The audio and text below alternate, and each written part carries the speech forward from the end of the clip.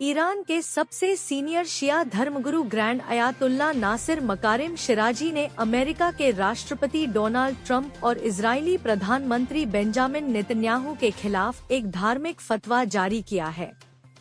उन्होंने इन दोनों नेताओं को अल्लाह का दुश्मन बताया है।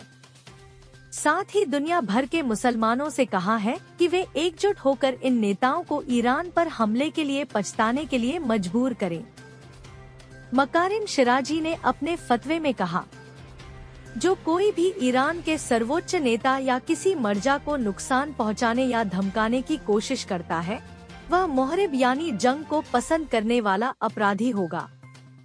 फतवा इस्लामी कानून की व्याख्या होती है। इसे मर्जा की तरफ से जारी किया जाता है। मर्जा 12 इमामी शिया मुसलमानों के सबसे ऊंचे धार्मिक पद को कहा जाता है। ईरान को इजराइल से सीज़फायर पर भरोसा नहीं।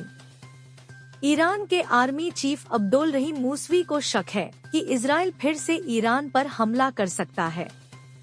दैनिक भास्कर। ईरान के आर्मी चीफ अब्दुल रहीम मूसवी को शक है कि इजराइल फिर से ईरान पर हमला कर सकता है। ईरान ने इजराइल के साथ युद्ध विराम पर शक जताया है।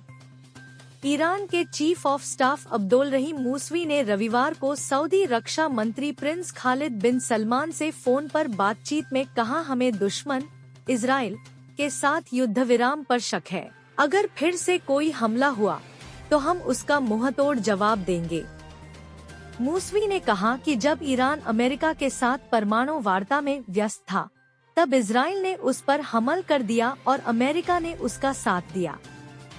इससे पता चलता है ये दोनों देश किसी भी अंतर्राष्ट्रीय नियम कानून का पालन नहीं करते।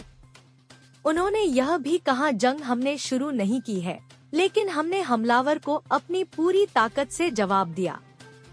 दोनों अधिकारियों ने डिफेंस के साथ साथ कई द्विपक्षीय मुद्दों पर भी बात की। इजराइल और ईरान के बीच 12 दिन की लड़ाई के बाद 24 जून को सीज़फायर हो गया।